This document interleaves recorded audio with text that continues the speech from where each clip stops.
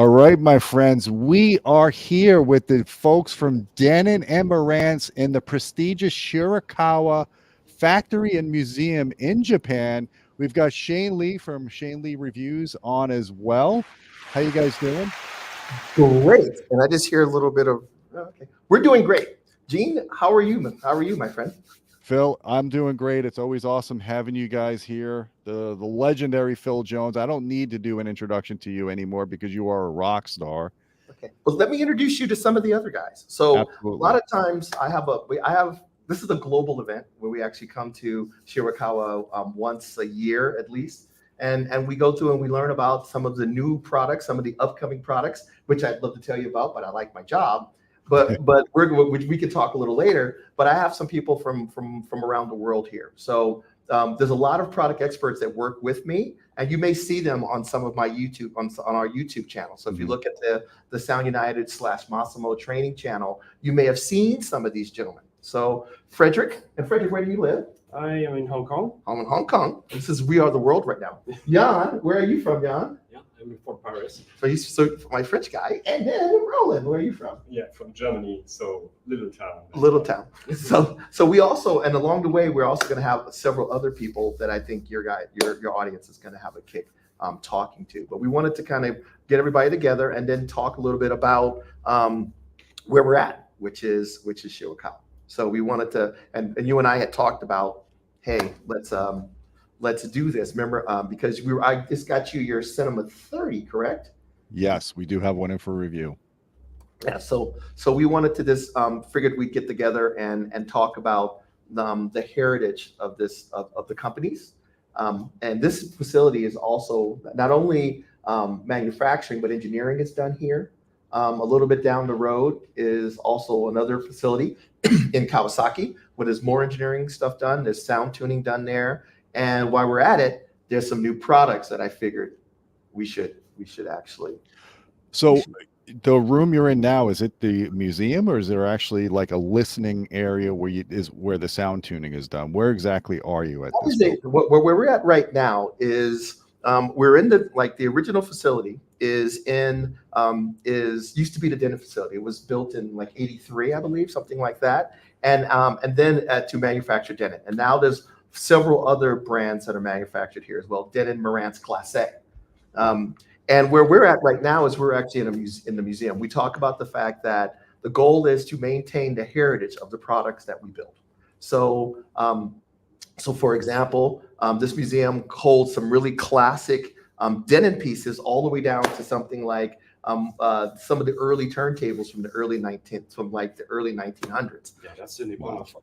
Yeah. So there's also the other side. We're over on the Marantz side today. There's some stuff over there that I can't show you, so we're pointing over here. So we're over on the Marantz side.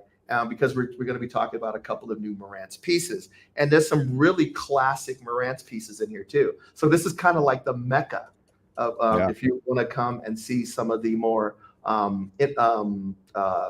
guess it would be historic or iconic. Thank you. The French guy's got to give me a better English. The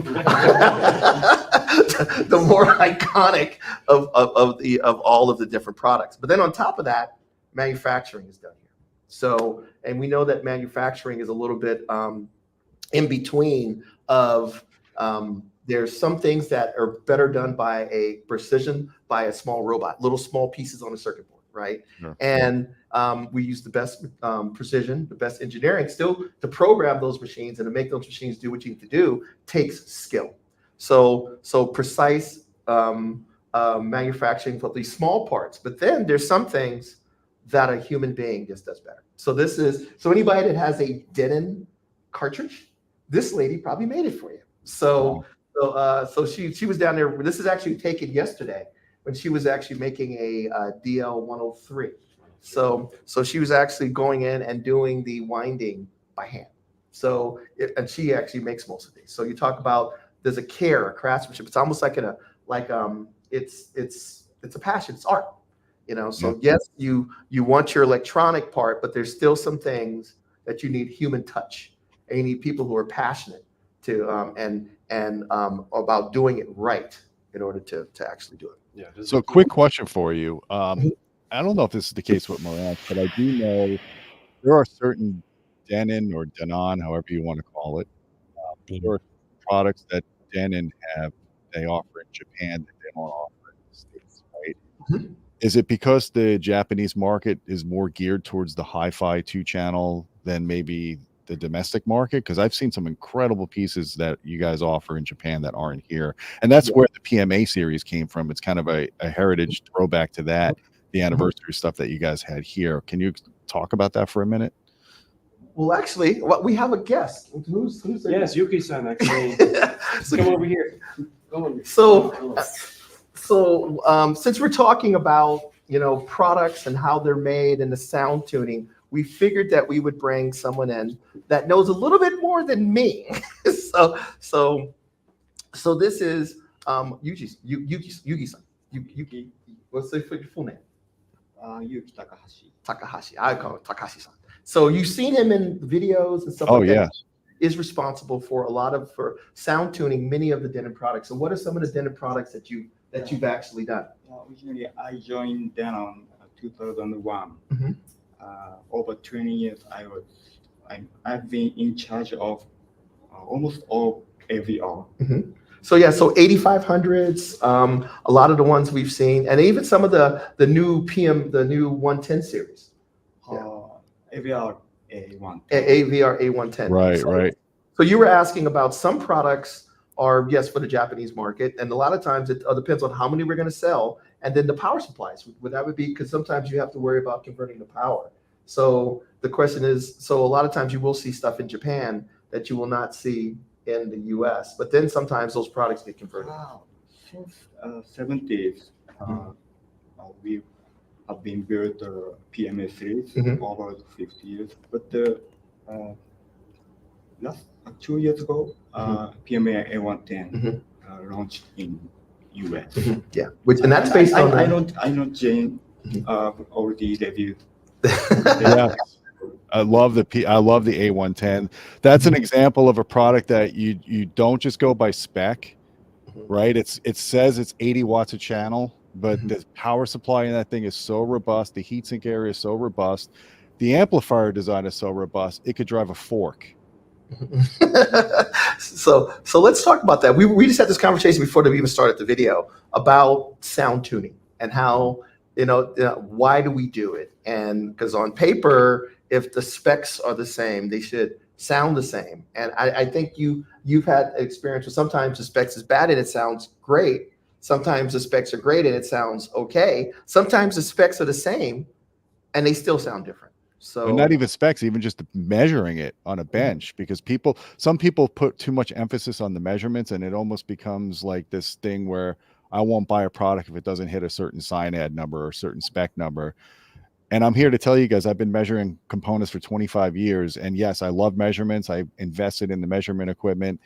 But at the end of the day, that doesn't always translate to if the product is going to sound great in a real room on real loudspeakers. I know Shane has had a ton of experience with this as well, with products where he and I go back and forth on stuff we're reviewing and like, we really like how this thing sounds, but it doesn't bench test as well. And some of this could be deliberate from manufacturing. You guys have a lot of things to consider besides just the measurements. And that's why hearing someone like Yuki-san come in here and talk about that. First of all, it's an honor to meet you. I know you're a legend. You've been doing this stuff for a long time. And I definitely would love to hear your insights onto the tuning, the sounding of your products. So what's the process? So first engineer comes up with kind of a prototype. From the beginning, as you said, the measurement is very important for the base specification. After that, we added the characteristic using construction, product selection, and so on. We can add it. Yeah, because I've seen some small things you've done, like pieces of tape on certain capacitors and little things that actually you could actually hear a difference. So. All products have a characteristic. We know each characteristic, what it sounds. We select the right parts. We make sound. Now, how long do you think the process normally takes? So say you were going to do a brand new flagship AVR that Gene's going to review. Oh yeah. You know, how long do you think it would take for you to do? We designed the new model for a year. Mhm. The first 6 months we built the basic design. Mhm. After 6 months, we tune Mhm. the sound. Mhm. For a year. For a year, about a year. Oh, and by the way, Gene, there's listening rooms here, Mhm. but there's a Denon sound room and a Marantz sound room, and those are located in Kawasaki, correct? Yeah. Yeah. So that's finally we. yeah. So that's where those are. So engineers work here to develop the product between here and Kawasaki. Then it's tuned in Kawasaki, and then once they figure out exactly how this should go, the engineers here determine how the machines and how the lines actually build them as they go down the line. There's select Denon that's built here, and a lot of the Marantz pieces are built here, as well as things like Class A. So if you get a piece of Class A, that is actually manufactured here as well. Right. So now if someone's choosing between a Cinema 30 or the A1H, and let's forget about the fact that the A1H has 2 extra channels. If you set up a 2-channel listening of the 2 different receivers, are they voiced differently from different engineering over at Shirakawa? Because it's made in the same factory, but both of them are made in Shirakawa, but the sound tuning is done in a different process, right? Different masters are working on those 2 different units. In the beginning, both of Cinema 30 and the A1H, we did learn team and then team make physical design in Shirakawa. After that, we send it to Kawasaki, sound master in Kawasaki, and then on sound master and Marantz sound master did final tuning at the Kawasaki. Yeah, and sometimes even if you look at some of the more entry level Marantz pieces, and you compare them to some of the Denon pieces on the early surfaces, if you take the lids off, they look kind of similar. But when you dive into them, you start seeing things like HNAMs or even different capacitors and resistors that are utilized in those. So when you really dive into them, you really start seeing those little subtle differences that are done by the sound masking and the sound tuning to get the kind of sound that they're looking for. Well, I'll tell you this real quickly. Just measuring Denon and Marantz receivers over the years, I spent a lot of time just kind of looking at the phono stages as well, because I still listen to vinyl, and I'm a huge vinyl proponent, even if people think it's archaic or nostalgic.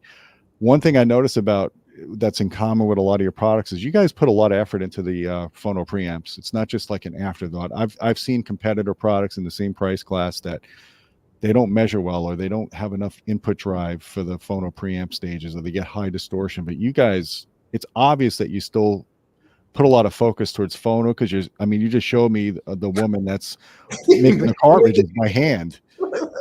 Yeah, so we are really passionate about just music, delivering the artist's expressions. So whether that's getting the most out of a digital file or getting the most out of analog, and analog has a flavor, a feel to it that's just different than digital. And remember, Denon started off, the very first product from Denon was a turntable. I guess it was called a phonograph. You used to have to hand crank the thing to make it actually play, right? So when it comes to phono, we're still passionate about it, and it seems to be making a big comeback. And Sure. and you see that the care that of all the little subtle pieces and details that they put into these products is amazing. Yeah, we got a quick super chat and then we'll continue on. Okay. Someone's asking, thanks for the super chat, Polyester Pimp. How do you these names kill me. I recently brought a Cinema 40 and have been loving it in my 3.1. What are the differences between direct and pure direct mode? So if I can answer, then you guys can confirm. So pure direct will bypass base management subwoofer output. You'll just get 2 channels, whereas direct will still give you the feed to the subwoofers. Is that correct?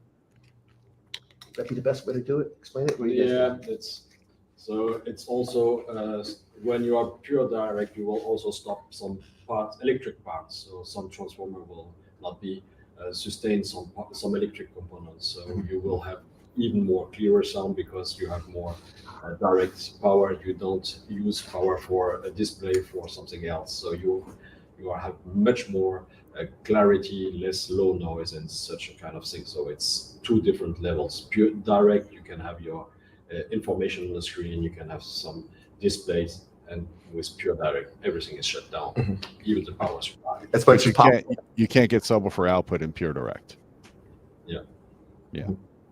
Okay, good question, polyester pimp. One thing we want to talk about today is we wanted to come and talk about a couple of new pieces, and you're probably going to come back a little later, but we're going to probably get in here and talk about some of these pieces here, which we want to talk about. This is the new M1 and M4, which and these have that same philosophy when it comes to sound tuning and everything else that we do with all of our other products. But we were sitting around drinking. Actually, we were drinking. He was behaving himself last night, and we asked him if he could come by, and say hello. So thank you. I just have to say before Yuki leaves, he's got the best hair in the room. Yes. Not even close. Yes. Thank you. So hang out, because I'm sure a little bit later they're gonna have some more questions, and only you could probably answer some of these. Okay. So what we want to do now is we want to talk about a couple of new products that we're introducing. We actually had the opportunity, some of these guys, the very first time to actually hear some of these. Actually, we've heard them, but a lot of the staff hadn't had the opportunity to hear these new models. So we have the new M1 and we have the new M4. Is that an ice cream truck? Gym exercises. Gym exercises. So it shows you were not in Compton. Yes.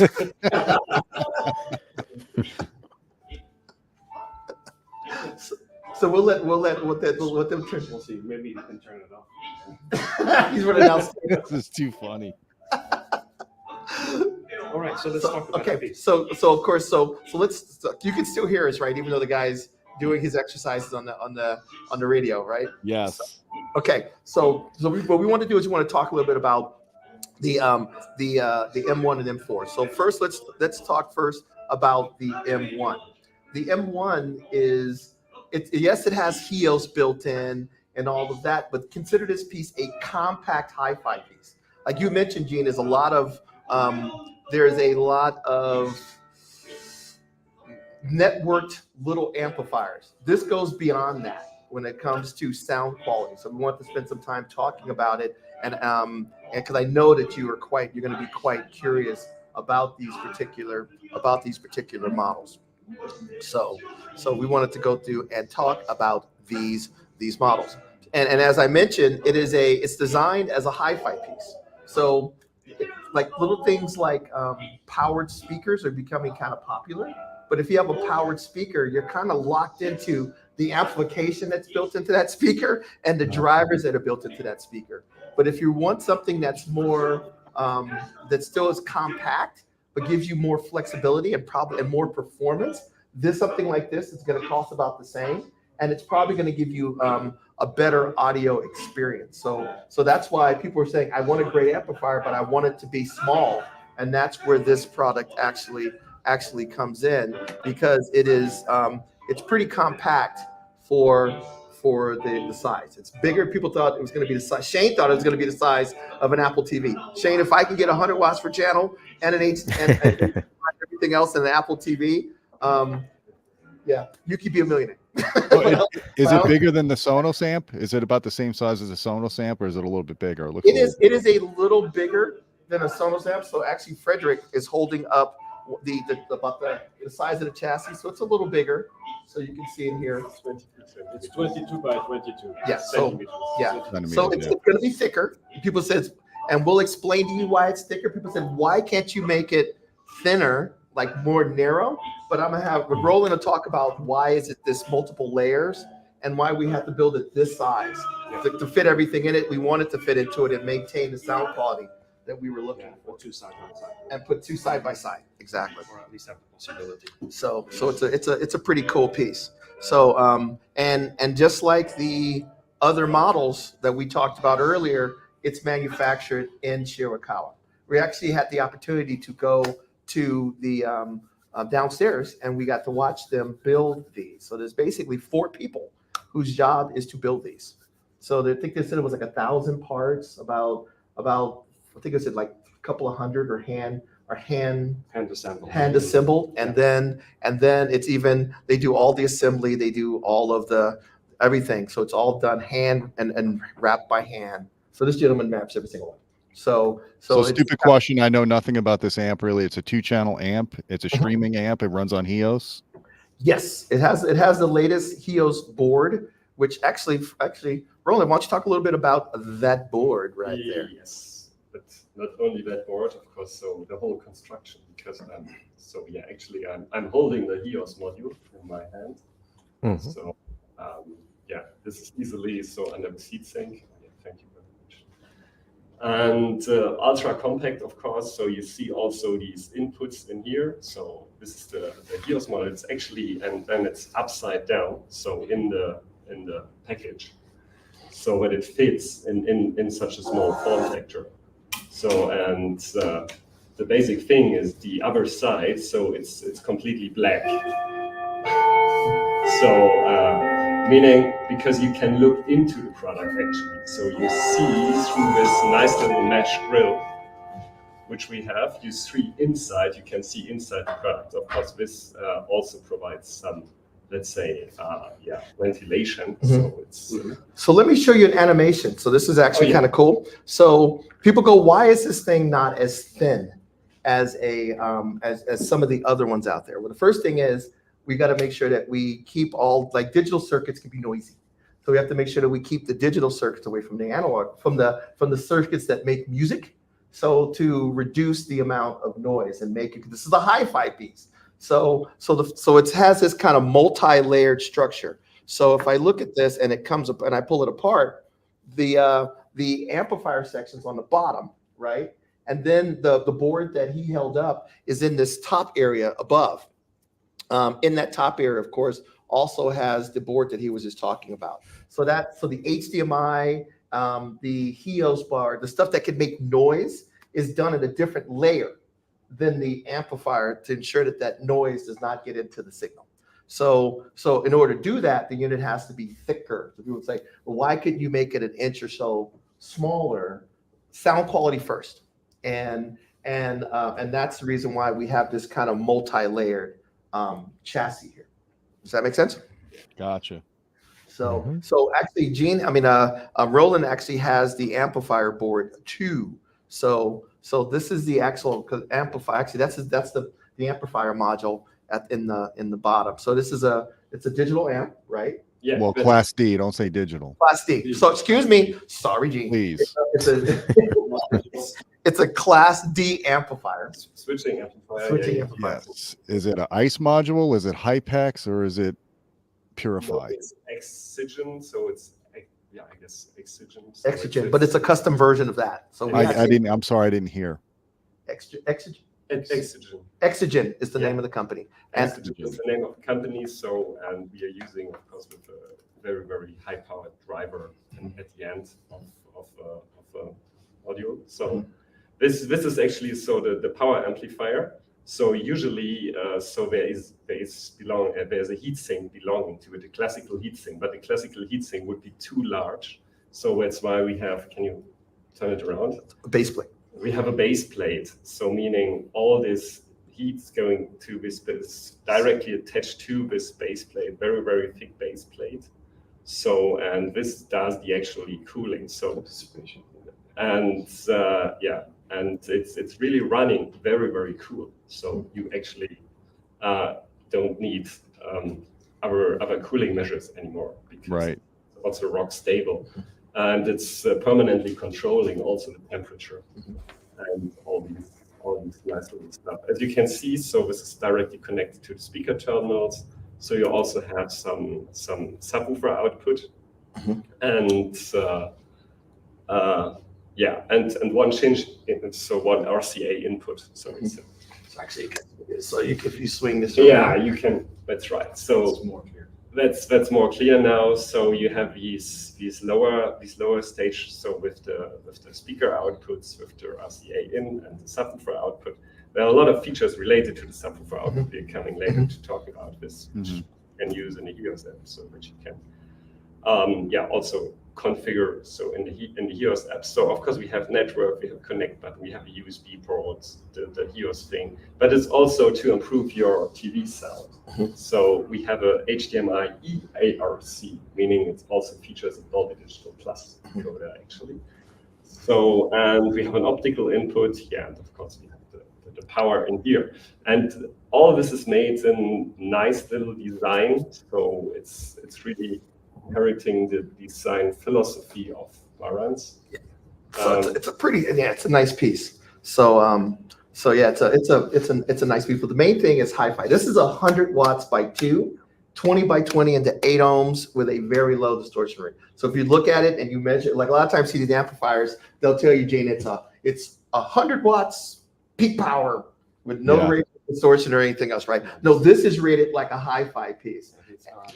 It's RMS, it's 20 to 20, it's low distortion, it's both channels driven, and it's an 8 ohm load. So it's truly a little hi-fi piece for someone who doesn't really want that 17-inch wide traditional piece. And all they want to do is either enjoy streaming music, maybe connect it to their TV, and maybe have one analog source and one digital source that they want to connect to it, like maybe a little turntable with a phono preamp in it, or an older CD player with off a digital, something like that. So is there a GUI out of the HDMI?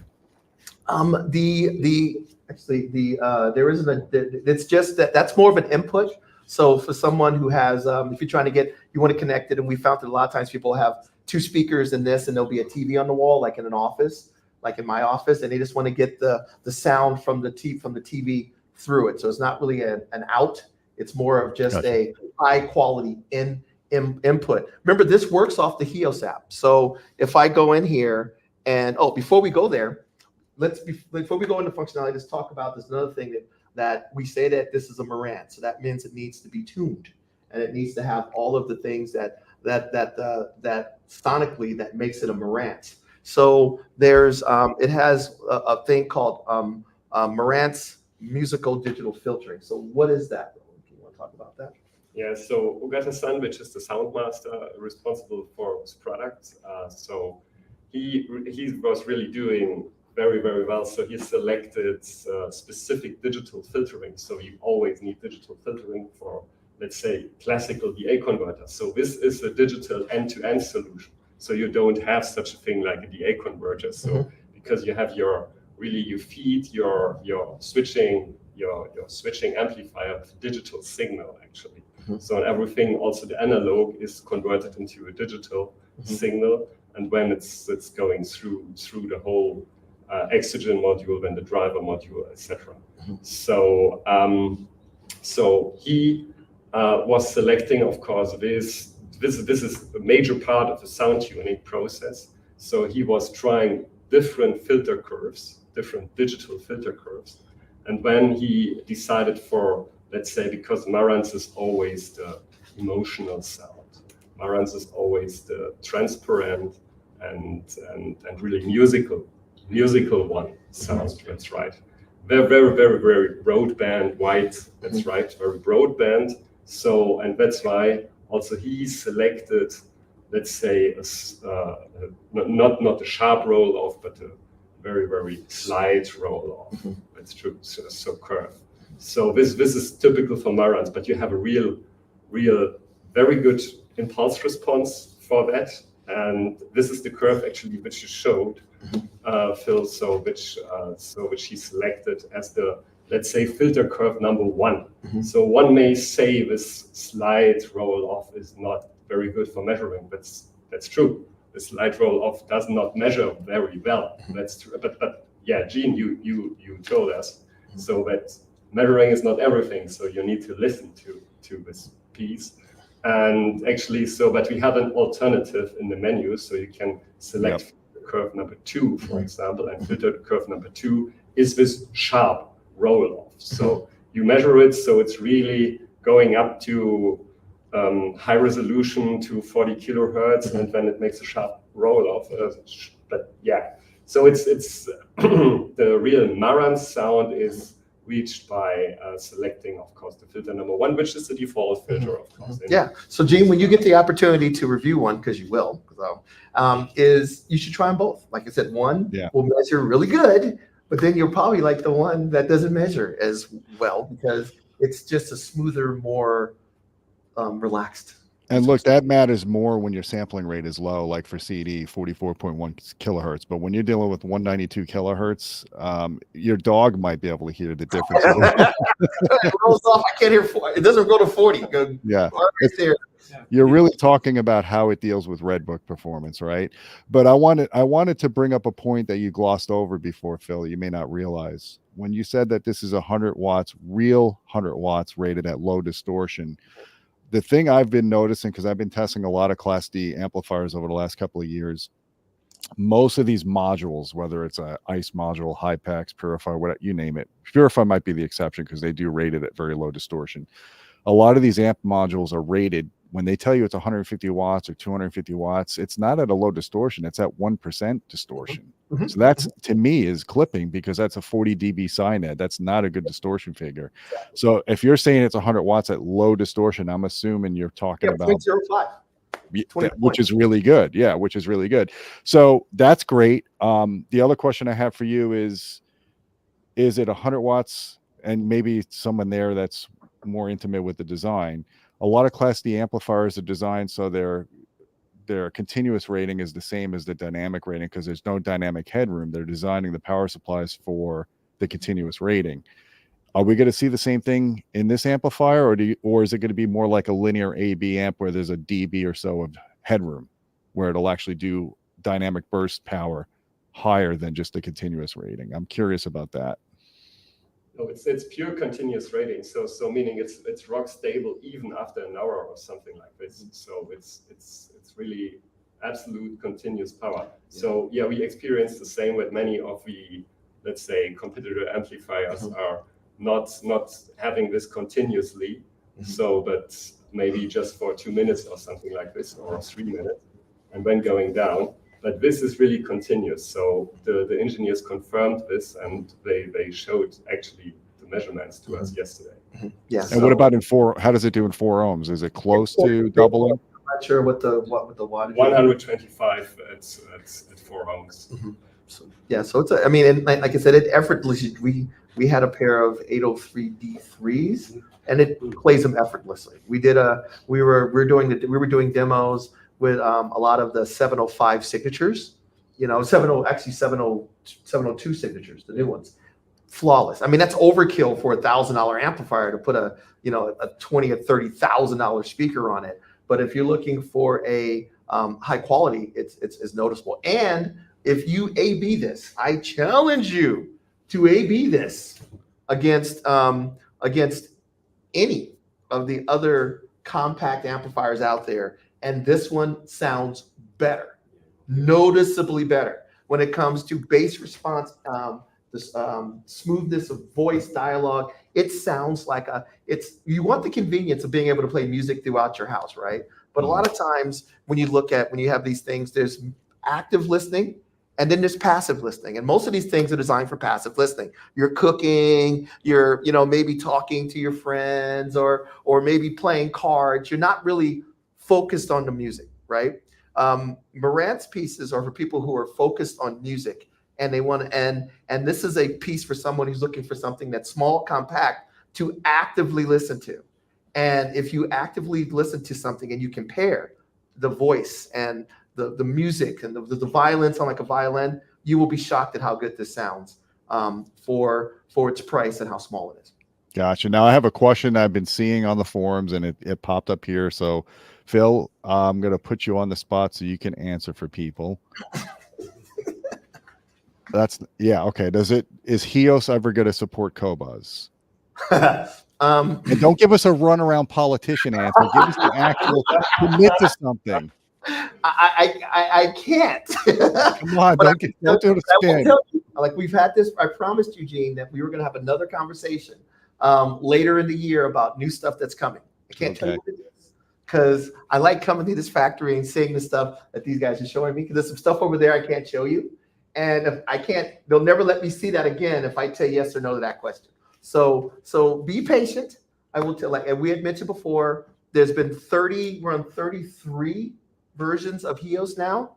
Each they keep evolving it, and a lot of these demands that you guys have been asking, you're gonna get. Just be patient.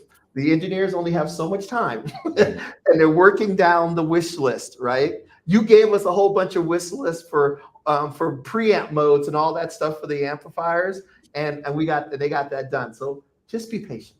That's Yeah, and now your competitors are copying that. So yes, they are. We always say others follow. If you look at Denon Marantz products, first ones with IMAX Enhanced, first ones with Dolby Atmos, first ones with Aural 3D, first one with you name it. So a lot of times we do it first and other people follow. And there's some other stuff coming that they're going to want to follow as well. Okay. So on this amp, is there any EQ at all? Is there any PEQ? Is there room correction? Any of that stuff? Is it possible? To add a PEQ in there? So it's not doing PEQ, but you do have things like low pass filters and high pass filters for things like your subwoofers. There's bass and treble adjustments, so you can actually go in and adjust your bass and treble and things like that. I know everybody's been asking about some sort of more digital, compensation and stuff like that. Mm-hmm. Not that far, but we do give you enough adjustments to at least fine tune it like you would fine tune a small hi-fi piece. Okay. So while we have everybody from Denon and Marantz here, I want to suggest a change in one feature on all your receivers. You better wait for Yamada-san. He'll show up. What is it? What is it? Dump the GEQ, replace it with manual PEQ. Even if you have, I know you've got D-Rack and you've got Odyssey, which are great. You're the only brand that has both, which is incredible. But for someone that doesn't want to deal with room correction and they just want to go in and tame a couple of bass modes in their room, you can't do it with a GEQ. There's no magic around that. You need precision. You need to be able to select your center frequency, your bandwidth, and cut or gain. Just a 3 or 4 band PEQ, at least for the bass, would go long ways for integrators and just general consumers alike. Okay. Please. For all you guys out there. There's a couple of guys behind the cameras, and they'll remember your request because Gene, you've made a lot of requests, and they're taking notes. But now some other things we want to talk about is so this is a great piece, right? And if you want to do like one zone and you compact in a living in a space, or maybe have an AVR in one room and put this in an office, you could take 2 of these and put them side by side on a shelf, right? But then what if you want more zones than that, or you want to drive more rooms than that? Now you could take 4 of these and stamp and stack them together, but we have a much better solution for you, and that is called the M4, which is actually this guy right here. So if we zoom back out on that a little bit, so this, if you look at it, is 4 basically M1s in a chassis. So you'll see that there's 4 independent HEOS boards in there. And so this is basically equivalent of 4 M1s in one chassis. So if you're trying to, and there's some other things you can do with this. So you can bridge channels together if you want more power. You don't need as many zones. It even has the ability to turn into for you to bypass all of the HEOS capability and turn it into just a big 8-channel amplifier. So it's a pretty powerful piece. So for Roland, why don't you talk a little bit about this guy here? So of course, it also features a 1,200 watts PSU, so it's actually also very, very heavy. So here in the upper part. So what you cannot see, it's actually the part below this digital let's say this digital board, because there are of course the HEOS modules, but also on the digital board. So there are a lot of, we have these 2 DSPs, which are actually responsible for Dolby Digital decoding, because you have 2 optical inputs.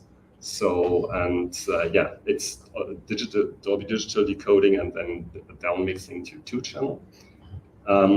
So, and on the and you have all these inputs. So you have, of course, for RCA inputs and yeah, for the 2 optical ones, and you have the maybe the back panel. Yeah, right? I can do this. Yeah. Yeah, great. So you have the USB. You have the USB ports, 4 USB ports, and these are not, let's say, so the inputs and of course the optical inputs. These are not assigned to a specific zone, so it's really matrix switching. So you can maybe input one use in third zone or something like this. So it's no problem. And it's digital matrix, right? Yeah. That's right. It's digital matrix. It's also this is now real digital end-to-end product. Yeah, because it also uses the same power amplifier. And this is actually what you don't see, because this is on the layer below. There is the complete digital amplifier, and there is a really specific thing, because it's really you can say it's 8 times 100 watts, and it's in 8 times in parallel 100 watts, and it's rock stable even if you use it in parallel. That's why we have big PSU in here. Yeah. So let me give you some scenarios you can do with this. I mean, the things are, yes, you can have it as, have an AVR and have for your main zone, and this for zones 2, 3, 4, and 5, right? A lot of our AVRs have more processing than amplifiers built in. So what you could do is you could have, say you have an amplifier that has 13 channels of processing, an AVR, but 11 channels of amplification. You could take 2 channels of this and use that to drive those other channels in your surround sound system, and still have zone 2, 3, and 4. You could have one. You could do that for one. You could bridge 2 of them together for a big set of speakers in an office, and you would still have a third zone that you would have. So you still have 3 zones. The way that you can adjust this and utilize this in applications is just amazing. So guess what? It's good, high quality Marantz sound. It's not just a bunch of channels like a lot of these amplifiers. Same thing as the small single boxes. It's most of those multi-channels are designed for passive listening. I'm outside barbecuing. This is a hi-fi piece. It's just 4 basically hi-fi pieces, and 4 2-channel hi-fi pieces in one box. So I think it's a really slick piece. So you said it's an 8-channel 4-zone amp. You could bridge the channels if you want, right? Yep. You could bridge the channels, and each zone has their own sub out. So if you wanted to have one zone with a subwoofer and one zone play full range, you can do the combinations that you can do with it is good. And if you look at the HEOS app, it just looks like you have 4 different hi-fi pieces, but it's all in this one chassis. It's just way more convenient. What's the price on this one? This piece is $3,500 US. Right. So if you think about it, this guy here would be like $1,000, right? So but 4 of these would be more. Actually, we got another guest coming in here. Come over here, there, sir. I see him sneaking in. So if you think about it, what 4 of these would cost compared to one of these guys here, you save about $500. Yeah, you save $500, and you get the same capabilities. So more capabilities, actually more powerful. So we have another guest. Come over here. So they were making a whole bunch of requests that maybe you should hear. So. Hi. So have a seat. Oh, have a seat. Here. So for those who do not know, this is Yamada-san. Yamada-san is responsible for basically helping develop pretty much every AVR out there. Yeah. So he works with the engineering team and talks to people like you and our biggest customers and our biggest dealers. And he's kind of the liaison between the engineering team and the customers and the dealers about what products they want.